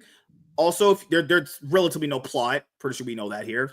Unless you count Elena's story as the plot, which is pretty cliche, but sure, whatever. You have the big guys always flexing their meats. That happened in the movie quite a bit. I'm just saying, if you like not just Fast and Furious, if you just like popcorn movies, this is just the movie for you. And I will also say this. The actual synergy of the cast is fine. I will say this. There's no real need for fucking hell, what's her name? There's no real need for a Ghost here. Why is she here? Well, why are any of them here? That's the problem. Yeah, Bucky. There's also one scene in the movie where they're in the void, and I wish they kind of did the void nightmares for other characters too. Then again, we kind of already saw Bucky have that in past movies, so sure. Well, what they could have done was, they should have had them all kind of face their individual demons. But the cool scene would have been, when it came time for Bucky had already dealt with his demons, so the void has no effect on him. He did say that. I already was a part of the movie where he was like, "I've already seen my past, and I tell it." He said some. If you saw what Bucky went through back in Winter Soldier when they fucking got him out of that, when he fell off that train in First Avenger, he went through a lot. Good Lord, honestly. But hey, they should have went through Florence Pugh going through that part of Yelena's character where she went out to bars and had sex with random guys, and one of those guys was me. Why can't we get that in the MCU? Nobody would watch it. MSK. The box office would have did very bad. Just saying that. Not too many people were watching it now, but it would have been even less. So. I'm just saying, she wanted Bob. She could have been writing Bob. She could be writing me. Just saying, And I've had white women before. I know how they are. But, oh my God, that secretary bitch, which was Valentina. Oh, she was terrible. The acting was so good. Yeah, she was very bad. God. Valentina, people shit on her. That kind of woman, I've seen that kind of woman in real life. I've seen that kind of woman a lot in movies. I don't mind that character. They're very just sinister and cunning. They think they're always one step ahead, but because they're women, they're not really that smart. They think like they're playing chess when we're playing checkers, and it's obviously vice versa, But hey, I'd say with that actress, if she was ever interested in me, we would be having sex quite a bit. And older women do it better anyway. Am I right, boys? No? All right. The fuck you guys. Well, I don't know how you would know that, but what do you mean? I've had sex with like 100 women. All right. Sure, women. Good Lord. Thunderbolts, box office numbers, total worldwide domestic opening and records. Warning, this article contains major spoilers for Thunderbolts. While the opening weekend box office numbers for the MCU's most recent movie, Thunderbolts, will be a good indicator for the movie's worldwide and domestic success in the future, it's safe to say that it has started strong critically. Just 3 months after Captain America Brave New World divided fans and critics, Thunderbolts picked up the slack and united both parties in appreciation. Depending on whether this translates to box office glory, it may have sparked a new franchise in the form of the New Avengers.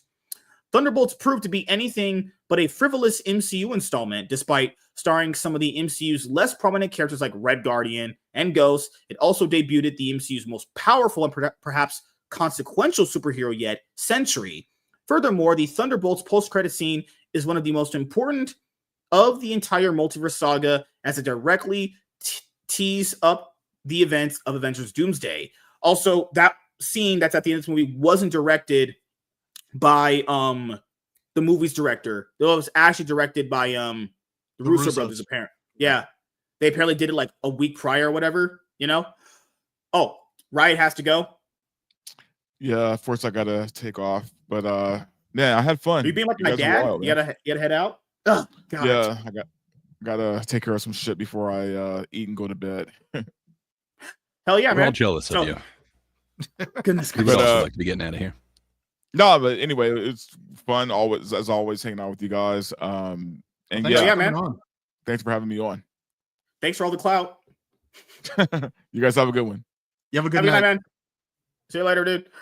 This sets the movie in a good stead to fare well at the global box office, despite the shortcomings of the current team's collective star power. But that's the thing, though. What is the star power of this movie, though? Isn't the star just Sebastian Stan? Yeah. That's the only... Unless you count Florence Pugh as a box office draw, which is like... I don't know. I really don't know, you could maybe argue some star power there with her, but it's not, I wouldn't say power. I mean, maybe a little more notoriety than some of the others. True. After the first weekend, Thunderbolts is on a modest, if expected, trajectory. As of Sunday, May 4th, the numbers reports Thunderbolts is projected to open to $76 million domestically and $86.1 million internationally, bringing the total international gross to $162.1 million. This brings it within the vicinity of Thunderbolt's $180 million production budget, which is around the median production budget for MCU installments and matches the budget of Thor Ragnarok and Captain America Brave New World. Thunderbolts is likely to gross considerably more than this budget, but whether it breaks even remains to be seen. As a general rule of thumb, movies need to make 2.5 times their production budget to break even, which means Thunderbolts would have to make $450 million. That's if you just don't include marketing. That's the thing, though. So this would probably be added an extra $100 million there if you're adding in marketing, but we'll just go with that number just for argument's sake.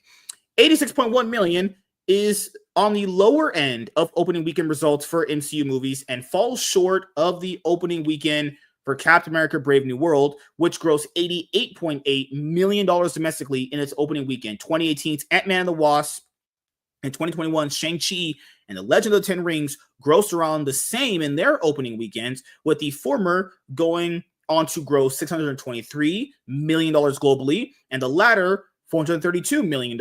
At this point, Thunderbolts could go either way. Just like my wife, she either sleeps with Tyrone or sleeps with me, or they throw me out of the room. They throw Pretty you sure out. You guys. Usually they choose the latter. Oh God! Oh my God! I'm just getting roasted here. Thunderbolts opened modestly with a domestic gross that, under neutral conditions, might suggest that it will fail to break even. Yeah, let's just go off your number. If it needs 450, is it going to hit that? What did Brave New World ended up hitting for its final total? Like what? 410, 415, something like that. Something. And that was considered a major flop, like an absolute colossal failure. So the main difference. There's no way it was. Go ahead, Gray. I was just going to say that there's no way that budget that they set on that one, which is also 180 million, is correct. Like that one has to be way over that. But sorry, speaking over you, Bob, you were saying something? No, yeah. The only thing I was going to say is the difference between this though and Brave New World is that word of mouth is better on this one. I'm not saying that that's going to translate into a massive second weekend or anything like that, but I would anticipate the drop being a little bit less than what Captain America's drop was, just simply because I think the word of mouth is a little bit better with this.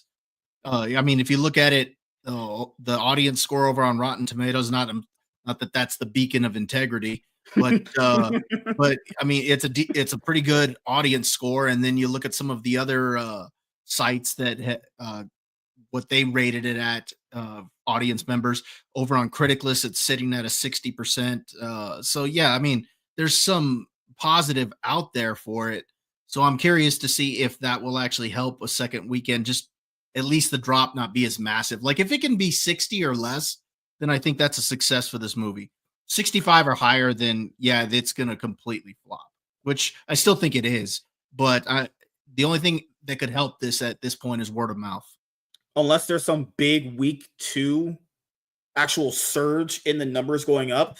Yeah, and it sucks though, because I don't think this movie is going to be counted amongst the movies that failed for the MCU, depending on where it needs to hit to break even. And people need to understand, as we did mention earlier, breaking even's not good. Every one of these guys are not just Screen Rant. All these guys do that. Well, it just needs this to break even. What? For some reason, idiots are just not ever thinking breaking even's not good. You didn't make any money, or you debatably lost money. That's not good. These movies studios are looking for a profit. That's what you need when you invest in a business. But did Variety write an article saying that, hey, this movie's a failure because it didn't make its entire budget back in the first weekend? Probably at some point like they did will. with I don't know. Sinners? The thing is, I'm just saying. I'll be honest here. I haven't read anything about Sinners box office yet, which will probably need to eventually because I got to support the brothers. I'm kidding. They always do crime. They're no, still you supporting don't. them. You will never do that. This is on the lower end, even though still within the predicted box office for Thunderbolts, which notably stars a litany of minor characters who are less likely to win over casual moviegoers than Red Hulk or Deadpool. Thankfully. Is that how you spell minor? Okay. For Thunderbolts, I'm not Drake. For Thunderbolts and the MCU, widespread acclaim from critics and audiences is an optimistic sign for the movie's trajectory. A positive word of mouth will help keep it at the forefront of the genre's zeitgeist. So this is the total. So opening weekend for us, just here in America, was 76 million. The international open weekend, 86. And that's how you get your 162.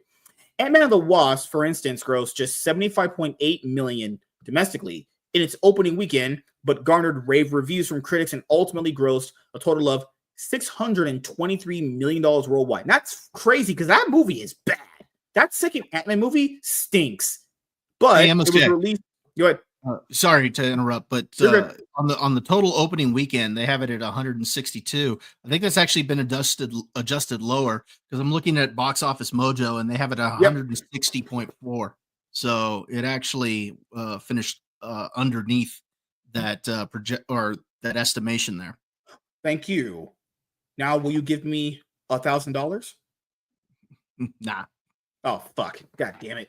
What's crazy is because if you release that second Ant-Man movie now, that movie flops. That movie is bad. It was released at a time period where the MCU had good credit with a lot of people. The fact that a movie that awful made 623, fuck me. What life were we living back then? On the other hand, Shang-Chi and Legend of the Ten Rings starred an unknown character and grossed just 432 worldwide after a similar opening weekend, despite earning even better reviews. This makes it difficult to predict which route Thunderbolts will take, as the Thunderbolts characters are lesser known, but at least not brand new like Shang-Chi was in 2021.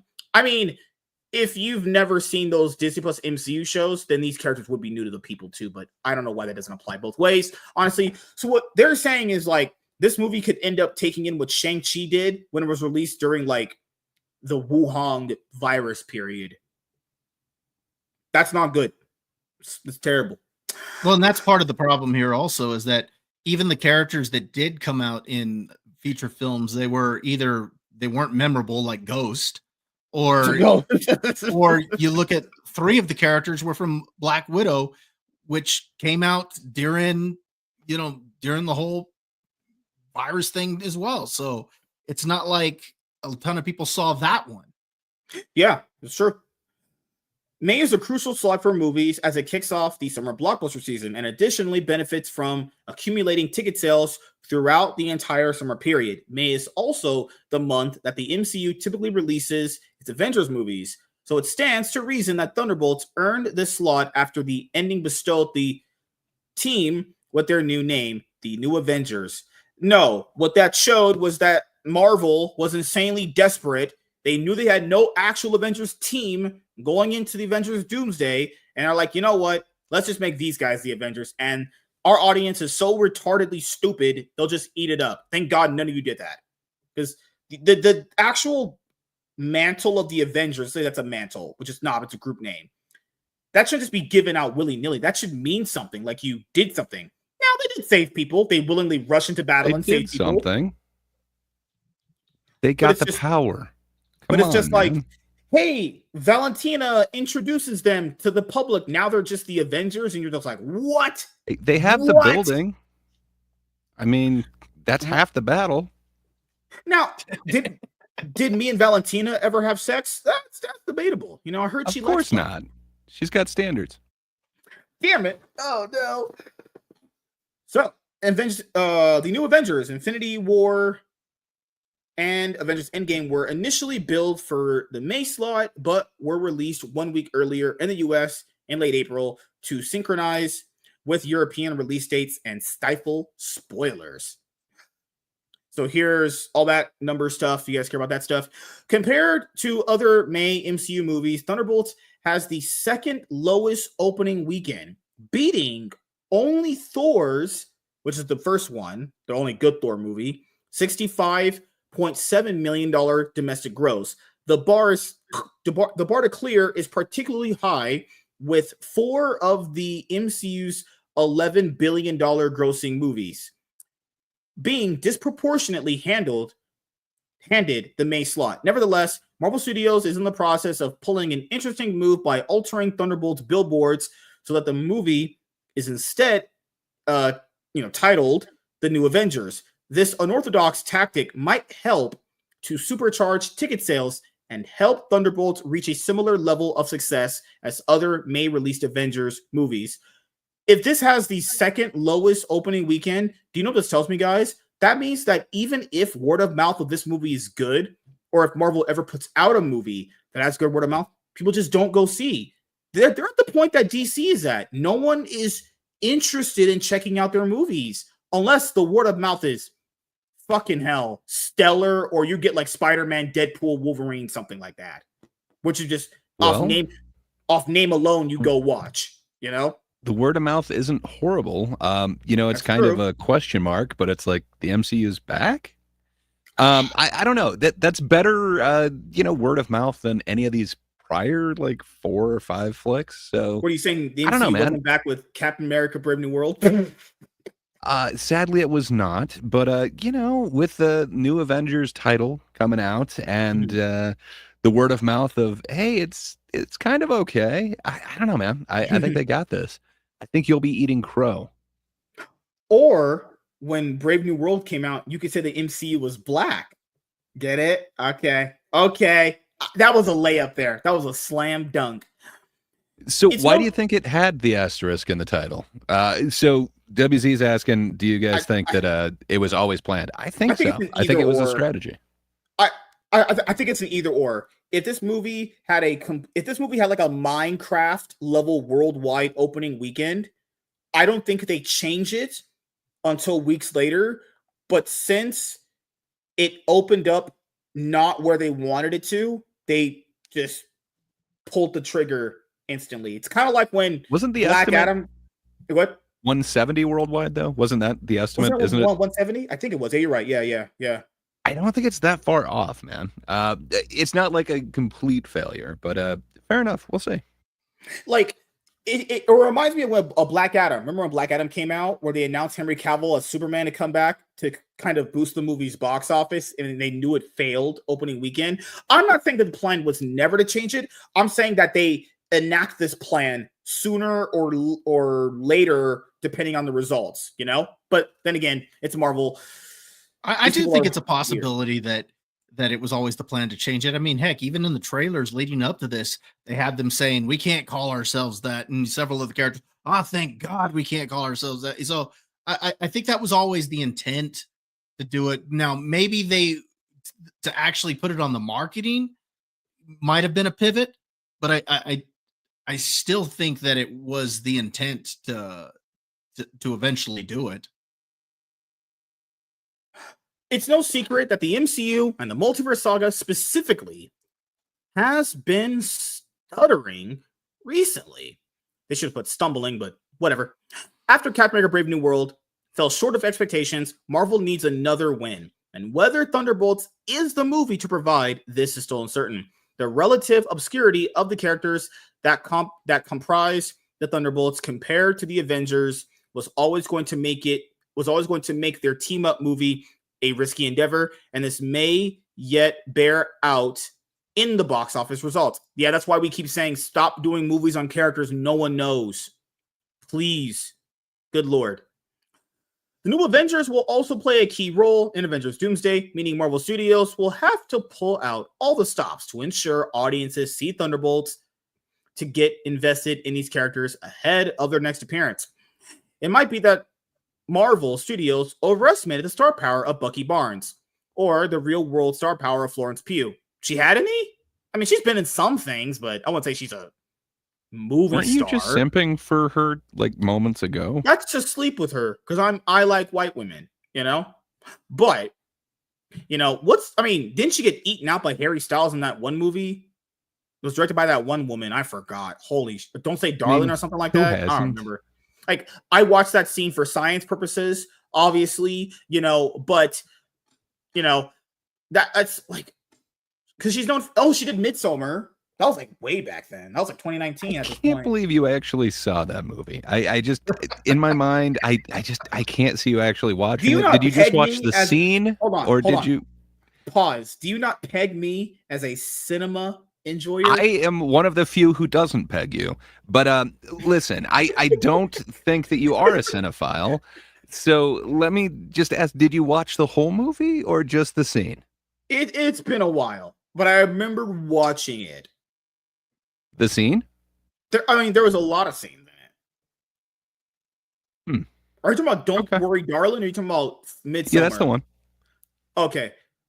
No, come on. Who hasn't seen that one? I just watched the sex scene. Midsommar, I remember I watched. Yeah, that's what I meant. Well, okay. I guess you could definitely call both of them cinema, but yeah. Okay, fair enough. I hate you.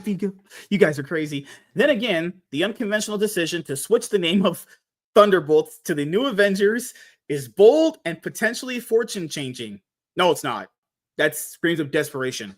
Each Avengers movie has, after all, grossed over $1 billion at the global box office, which bestows power on the name itself. Good Lord. Good actual Lord. Holy fuck. That's because there was build up to those movies that people actually found significant, worthy enough of their time. You can't just slap Avengers on a movie and expect people to just show up. That's not even how it worked with those previous ones. And keep in mind, those were all better than this movie. Well, I guess you could say debatably Age of Ultron's on the level of this movie, but, you know, that's by the by, right? Combined with positive word of mouth, this could see Thunderbolts experience.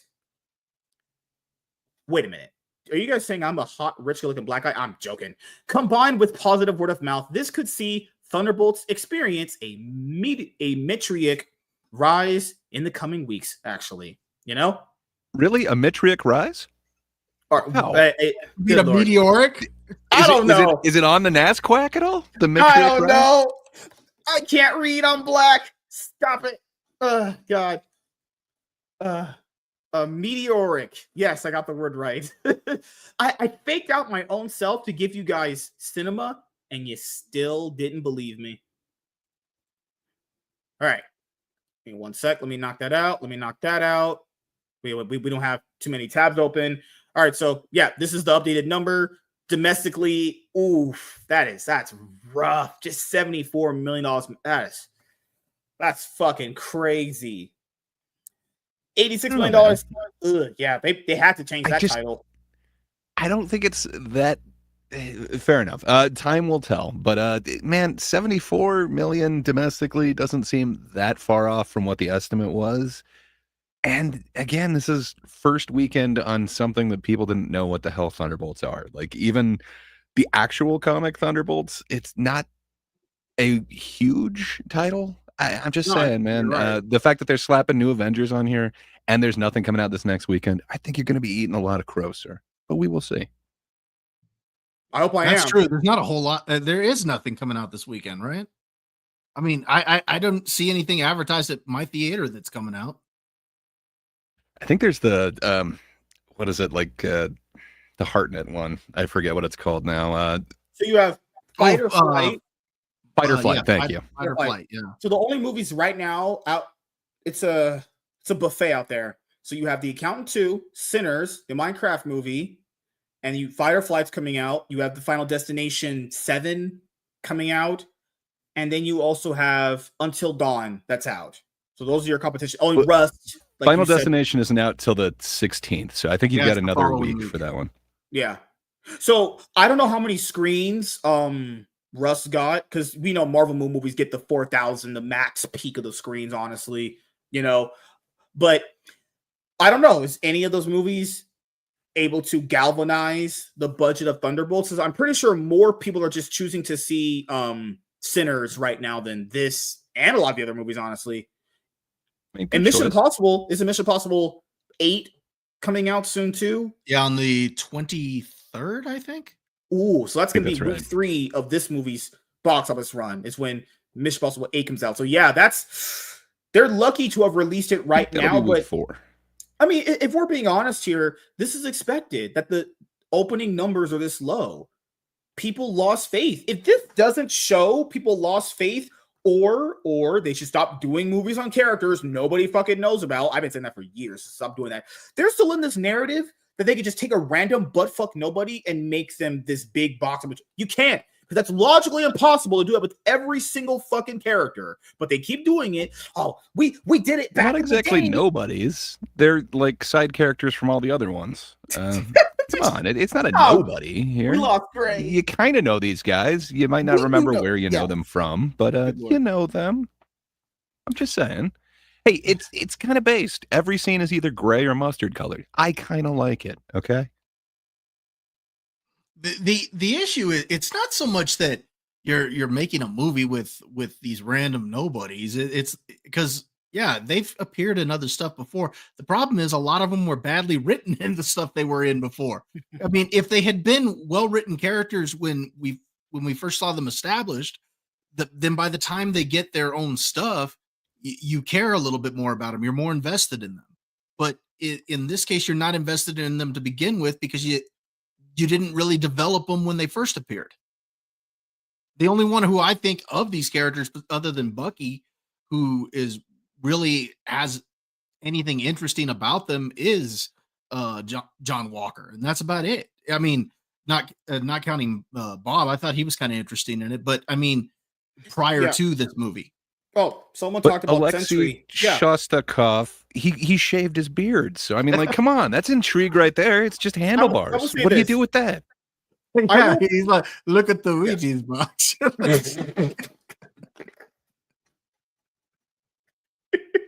I will say this. I have heavily criticized the MCU for not giving us any new characters to really be that interesting. I will say, I did actually enjoy Bob. I found him cool. I think the character was intriguing. I feel like you have a lot there you could do some good with.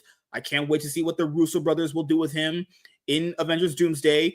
I'm going to order some Century collected editions. I have one in my Amazon cart right now. So I'll be getting a few of his collected editions to read more about his characters. I don't know too much about him, honestly, outside of like basic stuff like the Void and, he's super powered and all that stuff. But yeah, final thoughts. Gray, what do you think about Thunderbolts? Did you like the movie? Yeah. And do you see it doing better in the box office? Sorry, I just dropped a drumstick right then. I thought it was okay. I dig movies that are mostly gray or mustard colored, so this was right up my alley. You compared it to the Fast and Furious movies. I think this is a cut above most of those. It's not the most entertaining movie, but compared to a lot of the other ones, I didn't hate it. I think it's kind of meh, but at the same time, a cut above a lot of those previous ones. So I don't know. I think they might be on a new track, and the fact that they're going with new Avengers, regular Avengers, young Avengers, man, maybe they are going to start doing these kind of team up video movies. But we'll see, because the tariffs, they might get in the way. But that's a completely different story. But what can I say? I'm kind of excited for where they're going to go with this, and I wonder, if say, for instance, the Battle World thing is going to have all the Avengers going against each other. that sounds kind of awesome to me. So yeah, I'm kind of looking forward to what they could do. This opens some possibilities for me, but then again, I'm not as jaded as MSK. I think he'll be eating crow after next weekend. I think you'll see this movie is going to be doing way better than Eternals. But just pointing this out, if this movie doesn't increase the way the Minecraft movie did, the way you're thinking, that movie flopped. Hey, well, okay, what's the popcorn bucket situation? Are there any chicken jockeys in this? I don't think that you can compare it to Minecraft, but you can compare it to the Eternals like you have been, and that's why I did that. No, what I'm saying is like Minecraft movie came out, massive opening weekend. Then the second week, it took in like an extra $300 million. That situation is kind of what Marvel wants for their movies. Like you have a big opening weekend, then a bigger week 2, then a week 3, and then you just, I don't think it's happening. If they wanted that situation for their Thunderbolts movie, that's happening. We're just being completely honest with ourselves here. I don't know about the buckets were pretty cool. I don't know if they released a cool bucket for this one. I really don't know, honestly. I don't think they did. I don't think so either. I didn't. Who goes to the movie theater just to get popcorn buckets? That's so weird. I mean, I've never. It's a perk. Good Lord. Except for that Doom one. I know you were showing that off all the time. Good Lord, no. I was about to say that, Greg. I don't know. I don't support overrated trash. That's not what I do. Bob, what about you, man? Do you think this movie in week 2 shoots up, or a week? Okay. Can we do this video next week? Or it's gonna fail. All right. I personally don't think that it's gonna have a massive week 2, but I hope it does, because I actually think that there was some course correction here. Just the fact of what they did to Taskmaster, that was course correction. I mean, that was Marvel saying, "All right, we heard you. So let's get rid of this character," and they did. Mm-hmm. So I'm not saying that again. This was a perfect movie. I'm kind of like Gray on that. On my channel, on my review, I gave it a 6 out of 10. That's probably if I gave ratings, I'd probably put it around there too. Like it's just dumb fun. That's what I enjoyed it. I enjoyed it a lot more than a lot of what came out in phase 4 and 5. I know I enjoyed it more than all of the Disney Plus shows. So, and there's only 3 other movies I would have put ahead of this one, and that was Spider-Man No Way Home, Guardians 3, and Deadpool and Wolverine. Those are the only 3 I would have put ahead of this one as far as everything since Endgame. So, like I said, I enjoyed it. But I mean, we'll see what happens. I hope that word of mouth actually helps this, because I'd like Marvel to see that, something like this is a lot better than what they've been giving us. So for me, as you guys know, I mean, this movie opened up to box office records lower than 2011's Thor, Ant-Man and the Wasp, and Shang-Chi. The only other movies that opened up this bad, well, beside a lot of them recently, was like the Marvels and other flops like that too. I don't want this movie to flop. I really don't. I feel like this was one of the MCU movies where it gave me stuff that I've been asking other movies to do. Like an example of that would be like, hey, instead of like always telling us a character's past or showing or always telling us what this moment was in their life, how about we show the moments in the character's life? Power scaling has been an awkward thing for the MCU. But like this movie's power scaling was relatively on the hierarchy of, okay, it's Sentry, super soldiers, and humans. There was good here, and I feel like this is just one of those nice, dumb, fun popcorn movies you could just take your family to, have a good time with it. But for me, this is kind of what Marvel deserves. If you're really thinking about it, putting out this many bad movies in a row is gonna get people's interest to be way lower than it should. And they keep doing movies about characters that relatively people debatably probably haven't even seen or cared for or watched based off their Disney Plus MCU content they release on the Disney Plus streaming service. So yeah, we'll see where this movie lands in week 2. If this movie has a massive bump in week 2 sales, that's good. Do I think it's going to happen? I don't. I think it's going to probably end where Brave New World was at, if we're being honest here, by week 3, but who knows? I'll just take my wife out to go see it again, and then we'll just have sex in the theater. Pretty sure you guys believe me, honestly. Especially Gray. He's fist bumping me off screen right now. That's really generous of you. I assume you're taking her boyfriend again as well? Yeah, let's say that. I'm just, my wife's boyfriend threw me out last night. So I'm gonna have to pack up my things tonight and go to a Motel 6 or a Best Western to do the show. Imagine doing the show from a Best Western. That would be trash. Just so you know, after she threw you out, those noises you heard, yes, she does like it better. Just so you know. Wow. Just No, she definitely loves it. Whatever. I'm not doing this tonight. So thank you guys for checking out this video. If you guys are returning viewers and new viewers, then please consider subscribing to the channel if you have not already. Leave a like on this video if you enjoyed it. Comment down below. Also, make sure you guys hit the notification bell. That way you guys can get notified whenever I upload a brand new video or go live. I'm MSK, aka Master Swag King, and we're going to sign out, guys. See you guys later. Peace. Yes, I should go see Sinners. Real quick, MSK on Sinners, okay. The worldwide gross on it right now, 237 million right now. Deserved. Yeah, it is. I thought it was a really good movie.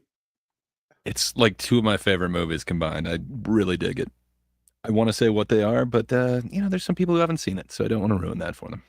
Yes, yes, not a real close, but a video closeout for the channel watchers. So this actually flopped internationally, but domestically we carried the movie here. We carried it way bigger than the international market. Holy shit. I guess Creed and Black Panther credit really do stack up. Wait, honestly. And why are you calling it a flop? So its budget was 90 million. No matter what, it's more than doubled it. So why are you calling it a marketing budget on Sinners? I don't think they've revealed it. That's probably low. It's probably along the lines of 100 million as well. I would think. If it's a horror movie and if the marketing budget's, I mean, I don't specifically on big budget horror movies. I don't know the marketing budget behind them because most were not revealed. If the marketing budget on this, because this wasn't marketed that much, so I don't know if they even spent a lot on marketing. But if it even was like lowballing it like 60 million. I mean, it would still need to do a little bit better than this, but it's not that far off. But I don't know if they spent that much on marketing. If they didn't spend that much on marketing, they're killing it, honestly. That's honestly amazing, And our dollar here makes more than international dollars, so keep that in mind. But there was a girl at my work who was a brain dead casual. She asked me if I saw Sinners, and I was like, no. I don't know if I have an MSK show this Saturday coming up, but if I don't have an MSK show this Saturday coming up, I'll go and see it. A lot of people I've heard nothing but good things about it, and I like vampires, Yeah, sadly, but I don't trust China. I don't trust them bastards. And of course, keep in mind, was this even released in China? We know they don't like black people over there, and I don't. No, they don't. No, I don't blame them too. Yeah, budget's $90 to $100 million. So, yeah, that's. Supposedly it's 90, and then Coogler put in 10 of his own. So that's probably the mark. Okay, so that's $100 million. So whatever, it depends on what the marketing is. If it's low, that's good. If it's high, that's not good because this will be considered a flop, which sucks because the word of mouth is great. They only had 2 trailers, and the longer one didn't release for all that long. For the longest time, it was just that teaser trailer, which was pretty awesome. Let me see if they revealed it. Oh, this is good. Okay. So they did reveal Sinners' marketing budget. Apparently it's 45 million. So the movie cost what, 145? Yeah. So they need to make 150 is what they're saying according to AI. I'll trust AI over MSK. Either way, I think that initialism works better for me. But anyway, I think they've made well over that. So good for them. Not a flop. I think the studio will be happy if it hits $300 million. Good. If it hits like 250, 260, 280, that's good too. So it looks like this is doing pretty good. So like you could always bring up this movie to see how easy movie math is. Look at something like this. Then you could probably put into like, okay, that's what the studio really wants. You have your break even, then you have it where they can start reeling some actual money here. So that's good. That's not a flop. That's actually really, really, really good. And we know horror movies have typically less budgets attached to them anyway because less special effects and less CGI. So that's good. And the thing is with kind of what we were talking about earlier, that there's not really a ton coming out this coming weekend. I would expect that the drop wouldn't be that bad as it is. I mean, it's week. What is this? That's week 3 drop. or week 4 drop, I mean, was only what 27%?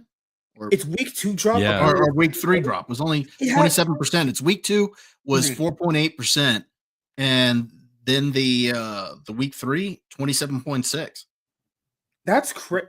I've never seen a blockbuster movie come out and after opening weekend, it had a 6% drop. That is insane.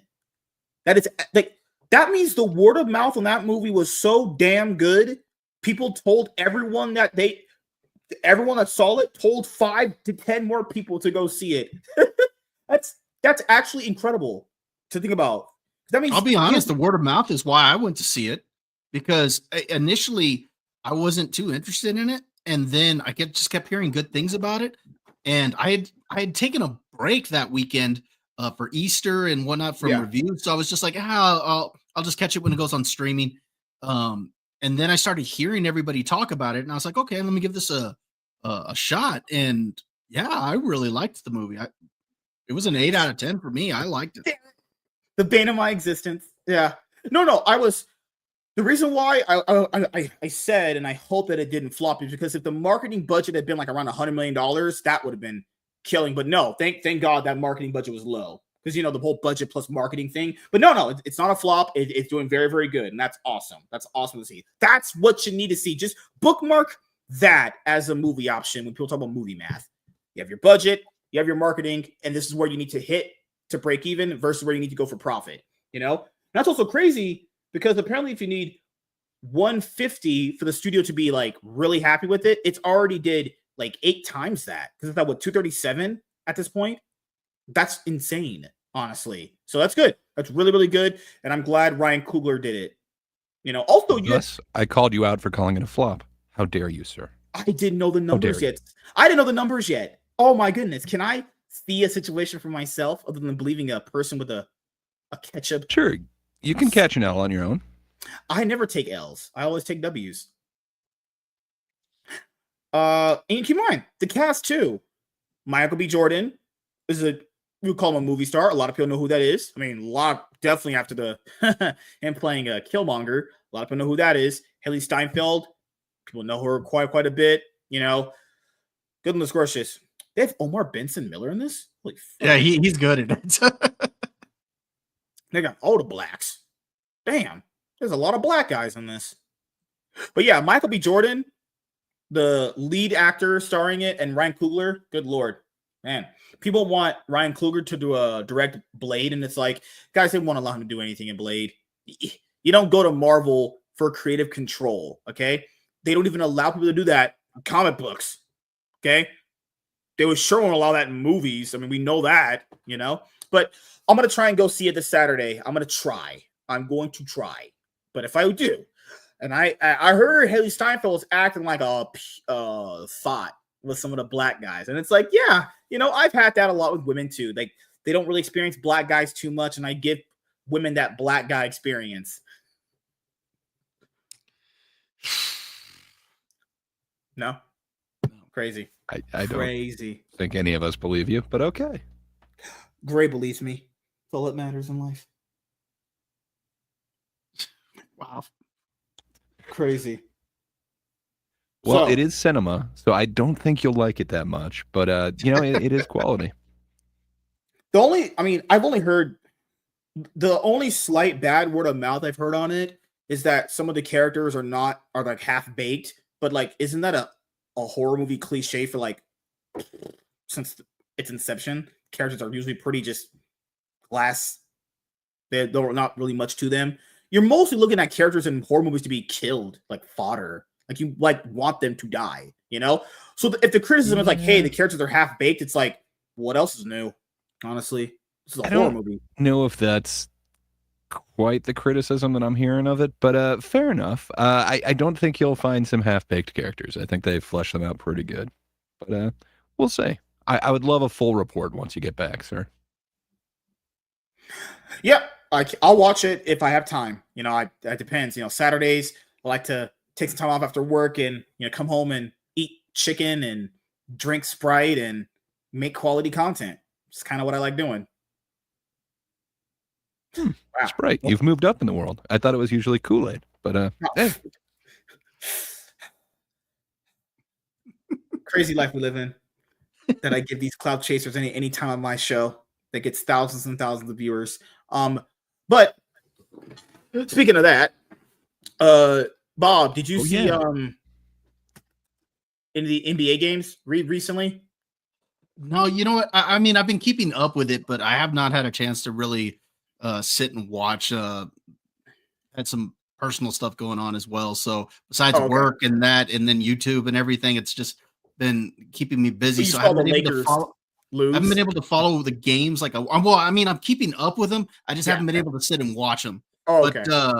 But yeah, I mean, there were some surprises to be sure. So, yep, it's a wild season so far. And now that I'm back watching it, after I took a break for a little bit, I love making fun of black people. Woo! That is free grounds to do it.